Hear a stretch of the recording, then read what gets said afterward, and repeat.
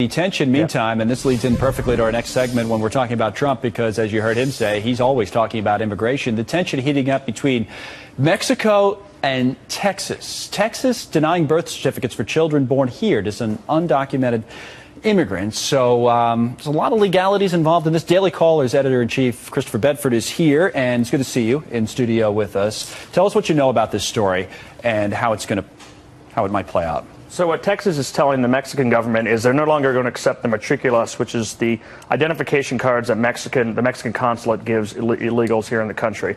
It says they're not a valid form of identification. Mexico's saying absolutely they are. They actually have biometric data on them, unlike licenses.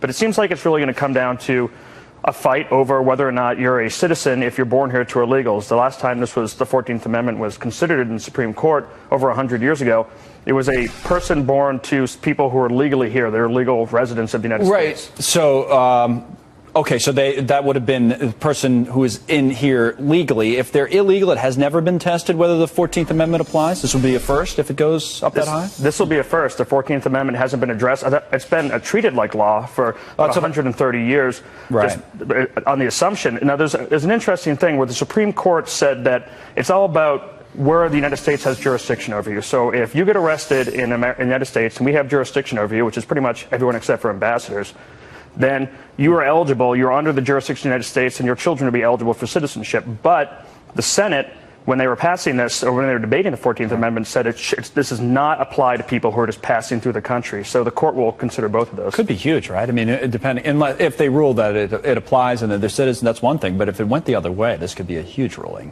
Yeah, it will. And unlike San Francisco, which is flouting federal immigration law, I think you're going to see the Obama administration hammer come down hard on Texas, and this is going to be a showdown. So they will. Anything from the administration or officials on this particular case? The brief was just filed today by Mexico, which said, hey, this is really going to impact our relationship, Texas. And the lawsuit is ongoing, so I haven't heard anything from the administration. What are these IDs, though, that you were talking about? They're called matriculas, and it's pretty much given out by the Mexican consulate. And it says that this person is a citizen of Mexico, and it works as identification, kind of like a passport. And Texas is saying this is not going to fly. Now, this is also impacting Mexicans who are trying to get identification, because these children, the children of illegal immigrants, should automatically get Mexican citizenship because they're born to Mexicans, although the lawsuit includes a couple of countries.